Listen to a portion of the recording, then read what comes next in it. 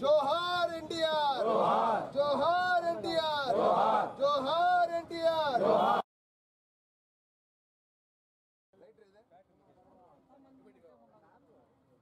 కొంతమంది పార్టీ నాయకులు మా ప్రియతమ నాయకుడైన నల్లపురెడ్డి జగన్మోహన్ రెడ్డి మీద ఏవేవో అబండాలు వేశారు. నల్లపురెడ్డి జగన్మోహన్ రెడ్డి ఓన్లీ శ్రీనివాసులు రెడ్డి చంద్రశేఖర్ రెడ్డి గారు అభివృద్ధి చేశారని చెప్పుకొచ్చారు వాళ్ళు ఆ రోజు. నిజమే, చంద్రశేఖర్ రెడ్డి గారు, గోపాల్ రెడ్డి గారు, శ్రీనివాసులు రెడ్డి గారు ఎన్నో అభివృద్ధి కార్యక్రమాలు చేశారు కాదన్ను. జగన్మోహన్ రెడ్డి గారు ఏమి చేయలేదో వాళ్ళకి ఏమి తెలుసు అడిగితే, మా పార్టీ వాళ్ళని అడిగితే మేము చెప్తాం. కోట టౌన్ లో పల్లకుంటకి దరిదాపులు 40 లక్షలతో సిమెంట్ రోడ్లు వచ్చినాయి. ఎవరు వాళ్ళు వచ్చాయి? నల్లపురెడ్డి జగన్మోహన్ రెడ్డి వాళ్ళు వచ్చాయి. అదే విధంగా కోటలో ఇప్పుడు అన్న క్యాంటీన్ శాంక్షన్ అయి ఉంది. ఎవరి వల్ల వచ్చింది? జగన్మోహన్ రెడ్డి వల్లే వచ్చింది, వేరెవరో తీసుకురాలేదు.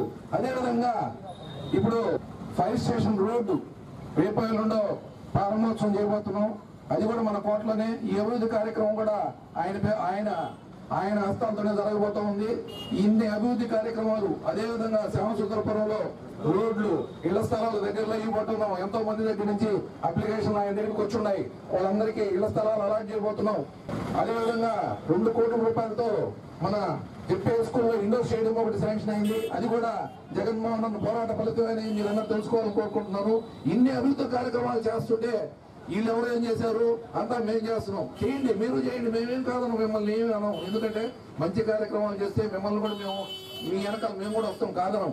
మీరు చేయండి. ఆయన అన్నది మేము చేసేది మా పని మమ్మల్ని చేయండి, మీరు మాకెందుకు అడ్డం అవసరం? మేము ఎప్పుడు అడ్డం రాలేదు. మా నాయకులు విమర్శించింది మొదట మీరే. మేము ఎప్పుడు మిమ్మల్ని విమర్శించలేదు, మీరే విమర్శించడం స్టార్ట్ చేశారు. దానికి సమాధానం చెప్పడం మేము స్టార్ట్ చేసాం. కాబట్టి మీరు ఒకటి తెలుసుకోండి, మా నాయకుడు వల్ల ఎన్నో అభివృద్ధి కార్యక్రమాలు జరగబోతున్నాయి, ఇంక ముందు కూడా జరుగుతాయి. ఆయన వెనకాల మొత్తం కోట మండలం తెలుగుదేశం పార్టీ అంతా ఉండాలి. దీన్ని మీరు ఏ విధంగా వేరే విధంగా ఆలోచించబాకండి. ఆయన వెనకాల మేము ఉన్నాం. మేము ఆయన గురించి ఏం మాట్లాడినా ఊరుకోము, దానికి జవాబిస్తూనే ఉంటాం.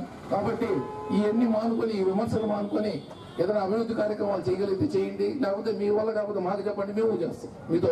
అంతేగాని ఈ విమర్శలు వద్దు, ఇంతతో ఆపేద్దాం. విమర్శలు అనేది వద్దు. మా నాయకుడిని ఏది ఉట్టి మట్లలో ఏ మాట అన్నా మేమైతే ఊరుకోం. దయచేసి ప్రతిపక్ష నాయకులు తెలుసుకోవాల్సిందిగా కోరుతున్నాను.